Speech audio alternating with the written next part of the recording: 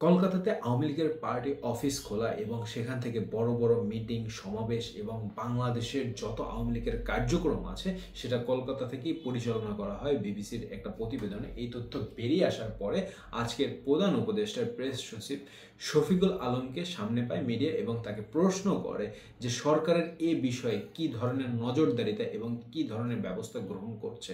শফিকুল আলম তিনি সাংবাদিকদের প্রশ্নের জবাবে বলেন, বাংলাদেশে যদি কোনো ধরনের আওয়ামী লীগ কার্যক্রম চালায় সে বিষয়ে সরকার কঠিন নজরদারিতা রাখছে এবং যেখানে নিষিদ্ধ আওয়ামী লীগের সভা সমাবেশ এবং কার্যক্রম পরিচালনা হচ্ছে সেখানেই তাদেরকে গ্রেপ্তার করার নির্দেশনা আছে এবং কড়া নজরদারিতে রাখা হচ্ছে। কিন্তু দেশের বাইরে যদি কেউ কোনো ধরনের কার্যক্রম পরিচালনা করে সেক্ষেত্রে সরকারের এখানে করণীয় কিছুই নেই, কিন্তু সরকার সকল ষড়যন্ত্রের দিকে নজরদারিতা রাখছে।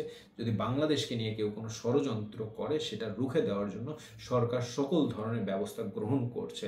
কিন্তু বাইরে যদি কেউ কোনো কার্যক্রম পরিচালনা করে বা পার্টির অফিস উদ্বোধন করে সেক্ষেত্রে বাংলাদেশের হস্তক্ষেপ করা বা করণীয় কোনো কিছুই নেই।